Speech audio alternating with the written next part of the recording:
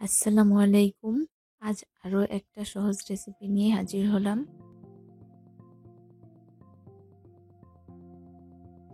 আজ রান্না করব আলু দিয়ে ব্রয়লার মুরগি।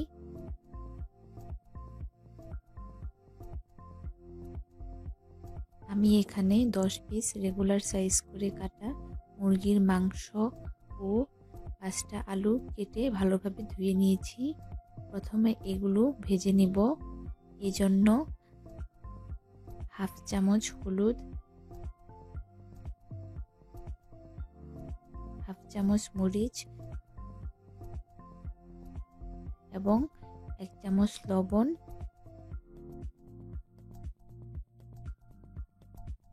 1 চামচ আদা রসুন বাটা দিয়ে খুব ভালোভাবে মাখিয়ে নিব।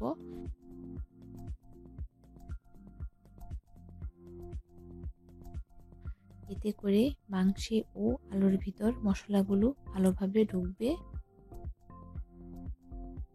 10 মিনিটের মতো ম্যারিনেট করে রাখবো। তারপর তেল গরম করে ভালোভাবে ভেজে নিব।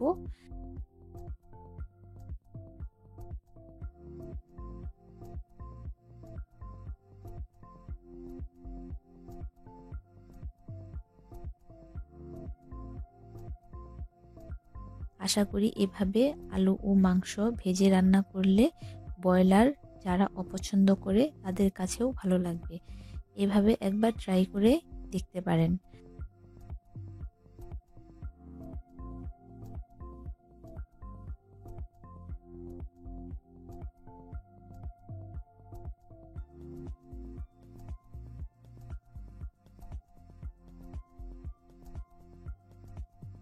আলুগুলো একটু বাদামি করে ভেজে নিব।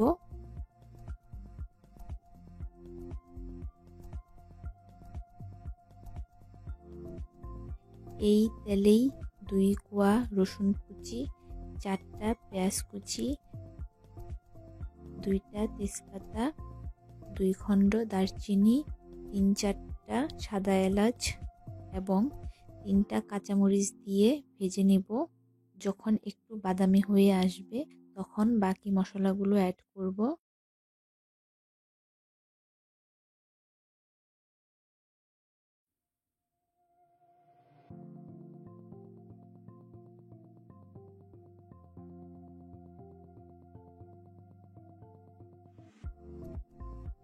সামান্য পানি দিয়ে দিলাম যাতে মশলাগুলো পুড়ে না যায়। হাফ চামচ হলুদ গুঁড়া, হাফ চামচ মরিচ গুঁড়া। আমি ঝাল পছন্দ করি তাই আরও হাফ চামচ বাড়িয়ে দিলাম।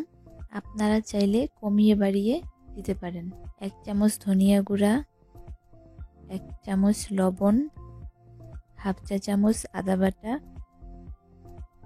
1 চামচ রসুন বাটা, 1 চামচ পেঁয়াজ বাটা দিয়ে খুব ভালোভাবে মশলা কষিয়ে নিব।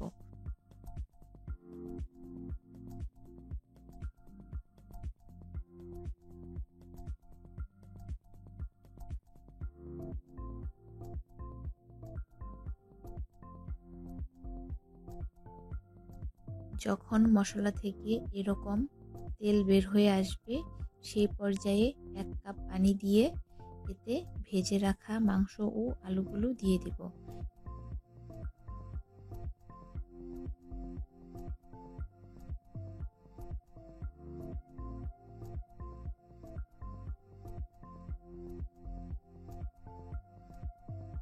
আমার রান্নার রেসিপিগুলো সাধারণত নতুনদের জন্য। আমি চেষ্টা করি সহজভাবে রান্নাগুলো করতে।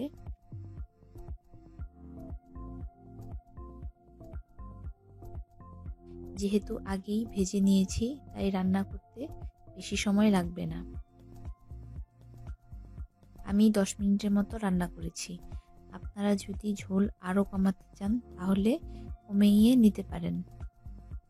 গরম ভাতের সাথে লেবু দিয়ে মুরগির ঝোল খেতে কিন্তু অসাধারণ লাগে।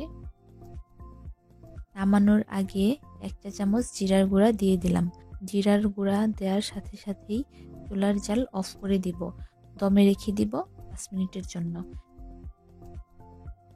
ব্যাস তৈরি হয়ে গেল মজাদার আলু দিয়ে ব্রয়লার মুরগি। আবারও নতুন রেসিপি নিয়ে হাজির হব। সেই পর্যন্ত আল্লাহ হাফেজ।